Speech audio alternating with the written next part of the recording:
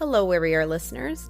If you're a longtime fan of this podcast or you're just joining us for the first time today, we want to tell you more about our podcast platform called Spotify for Podcasters. We've been using this platform for over a year, and it's been easy to use, and new features are added all the time. You can record and edit podcasts from your phone or computer.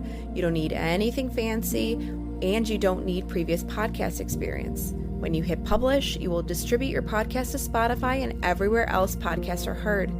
Video podcasts are also available on Spotify if that's your kind of thing. And with Spotify for Podcasters, you can earn money in a variety of ways, including ads and podcast subscriptions. But here's the thing, you can earn money, but it's a free platform. There's no catch.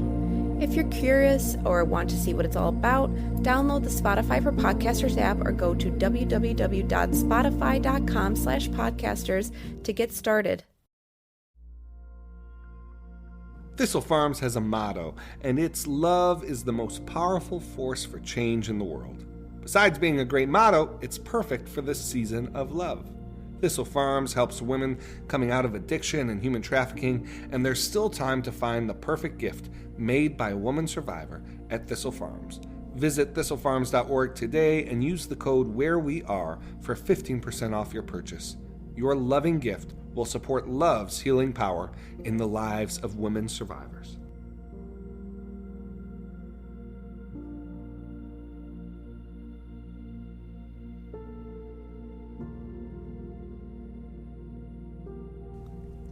This is Melissa Ware. You're listening to The Morning 5 on February 8th, 2023.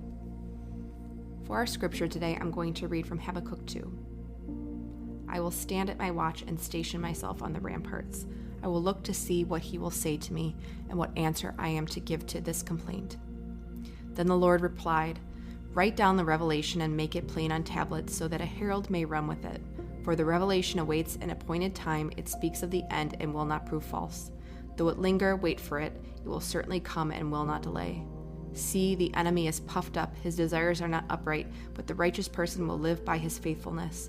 Indeed, wine betrays him. He is arrogant and never at rest, because he is as greedy as the grave, and like death is never satisfied. He gathers to himself all the nations and takes captive all the peoples. Will not all of them taunt him with ridicule and scorn, saying, woe to him who piles up stolen goods and makes himself wealthy by extortion? How long must this go on? Will not your creditors suddenly arise? Will they not wake up and make you tremble? Then you will become their prey. Because you have plundered many nations, the peoples who are left will plunder you, for you have shed human blood, you have destroyed lands and cities and everyone in them. Woe to him who builds his house by unjust gain, setting his nest on high to escape the clutches of ruin. You have plotted the ruin of many peoples, shaming your own house and forfeiting your life. The stones of the wall will cry out, and the beams of the woodwork will echo it. Woe to him who builds a city with bloodshed and establishes a town by injustice. Has not the Lord Almighty determined that the people's labor is only fuel for the fire, that the nations exhaust themselves for nothing? For the earth will be filled with the knowledge of the glory of the Lord as the waters cover the sea. Woe to him who gives drink to his neighbors, pouring it from the wineskin till they are drunk, so that he can gaze on their naked bodies. You will be filled with shame instead of glory. Now it is your turn. Drink and let your nakedness be exposed. The cup from the Lord's right hand is coming around to you, and disgrace will cover your glory. The violence you have done to Lebanon will overwhelm you, and your destruction of animals will terrify you, for you have shed human blood, you have destroyed lands and cities and everyone in them. Of what value is an idol carved by a craftsman, or an image that teaches lies? For the one who makes it trusts in his own creation, he makes idols that cannot speak. Woe to him who says to wood, come to life, or to lifeless stone, wake up. Can it give guidance? It is covered with gold and silver, there is no breath in it. The Lord is in his holy temple, let all the earth be silent before him. May God bless the reading of his word. Good morning.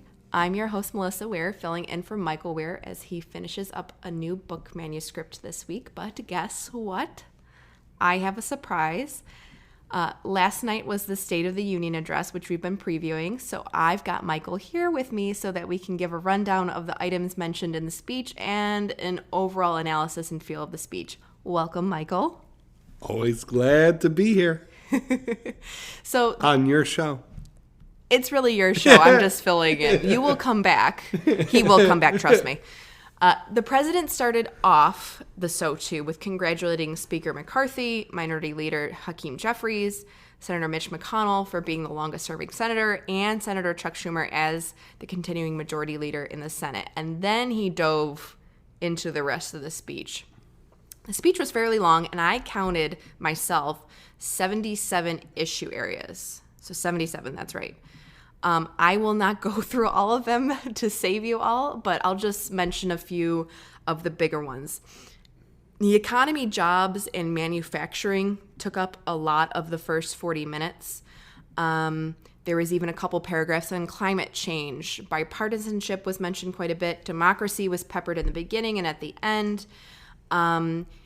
A bunch of different legislative pieces were mentioned. So the Violence Against Women Act, the Electoral Count Reform Act, Respect for Marriage Act, CHIPS and Science Act, the Inflation Reduction Act, the Affordable Care Act.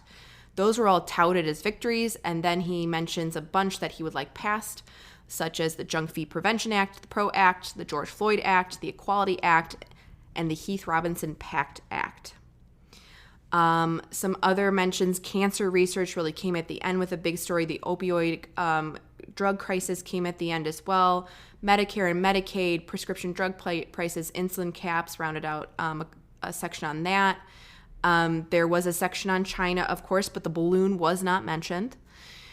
There was a section on Social Security, on the billionaire tax, which was interesting to me. The mental health crisis. There was stuff about anti-fraud, public education, raising teachers' pay. I'll end it there. So, Michael, what highlights would you have for Morning 5 listeners about the speech, the room, the guests, anything like that? Yeah, I mean, I think the first, overall, it was an extraordinary focus on the economy, Yes. Manufacturing, consumer rights.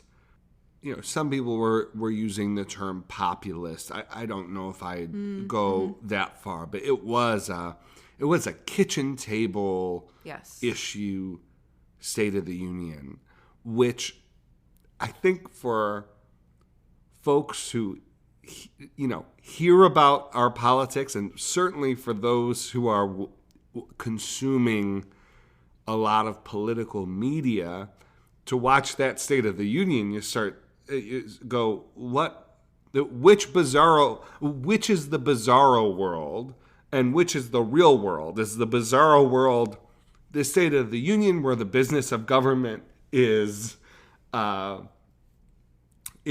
economy and sort of these detailed public policy plan, or is it culture wars and sort of symbolism and all these sort of the petty sort of fights that we see, or just this kind of very bitter identitarian sort of politics. So that was the first thing. We saw President Biden give a speech that certainly is the kind of speech that you'd expect from Joe from Scranton. Yes. But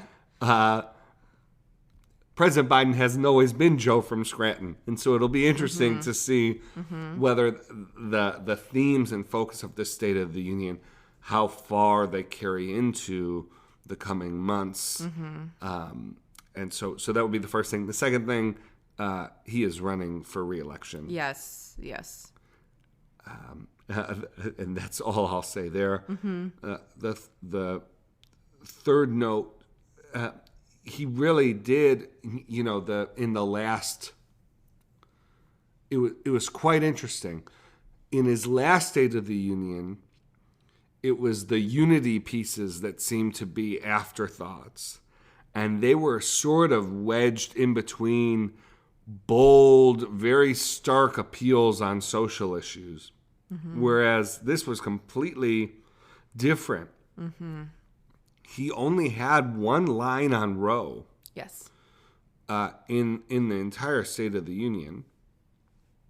And he went almost directly from that into a pretty extensive stretch on a uni agenda, including, as we suggested on this weekend's podcast, a strong line that received bipartisan applause on big tech, social media. Yeah, big tech regulations. But also a number of other policies, including sort of in that latter half, he touched on opioid epidemic. He touched on a range of issues with bipartisan appeal. He did have a really moving section on law enforcement I agree. and criminal justice reform. And so yeah, those were some of the pieces that stuck out to me. The emphasis on manufacturing, though, is just quite profound, and it'll be interesting to see. There are some who would say, you're staking a lot of your presidency on a sector of the economy that some people think America is just at an inherent disadvantage on, and manufacturing is not coming back. And it's going to be more of a service industry. Yeah. But I think Biden is willing to risk his presidency on that. And I saw a Biden today who was returning to his roots and was in some ways freed up from what, ironically, I think was a pretty constraining first 2 years of his presidency because of the political dynamic of having Democratic control of both the House and the Senate, but by very strong margins. So that's why I'd say there. Just a couple words on Governor Sarah Huckabee Sanders, who is the youngest governor in the country at 40 years of age. She, of course, the daughter of Governor Mike Huckabee, former governor of Arkansas and former press secretary for Donald Trump, for President Trump. Governor Sanders gave the Republican response.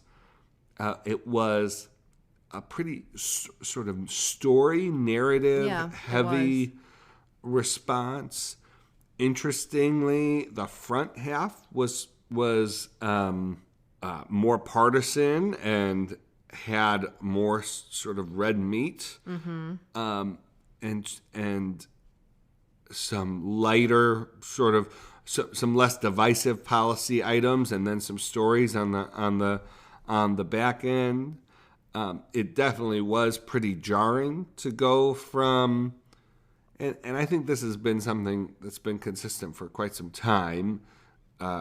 Jarring to go from a State of the Union that, yes, had its points of disagreement. This one, more than most, one thing I neglected to mention is something that will be discussed today and in the days ahead will be the repeated, pretty widespread yelling, shouting disagreements from Republicans, including some pretty incendiary things being said, including saying that Biden himself was personally to blame for 70,000 fentanyl deaths in the country. Just, it's not how State of the Union's always used to be in this country. But nonetheless, jarring to go from sort of a president speaking for an hour, 20 minutes about sort of how they view and want to portray their agenda, to a 10-15 response that is, pretty hard-hitting and presents a totally different picture. And Governor Sanders definitely did that. I think for many Republicans will view it as a politically effective job. So that's a quick recap. Yeah, and I thought that his mention of the word pride and possibility several times. Those were motifs, and I think it'll be very interesting to see how they play out, specifically after he most likely announces that he is running in 2024, how those will be integrated into his campaign and how those ideas, I think, will be quite appealing to voters who maybe are independents or Republicans and are looking for a way to vote for him. And then I just have to say that I was very pleased with his section on China. He chose the exact tenor that I had talked about on Sunday's episode 52, where I wanted his tone to be very firm, where he basically said the United States has a right to its own sovereignty. You know, it was alluding towards the balloon, but also it was definitely engaging, diplomatic of China towards China, and that's the exact tone that I think he needed to take. So I thought that was interesting. So that's it for today. Let's close, as always, with Dallas Willard's version of the Lord's Prayer. Dear Father, always near us, may your name be treasured and loved. May your rule be completed in us. May your will be done here on earth in just the way it is done in heaven. Give us today the things we need today, and forgive us our sins and impositions on you, as we are forgiving all who in any way offend us. Please don't put us through trials, but deliver us from everything bad, because you are the one in charge and you have all the power, and the glory too is all yours forever, which is just the way we want it. By the way, I played our So To bingo last night, and I got a bingo twice. Hope you had a little fun with that. See you tomorrow. Be well.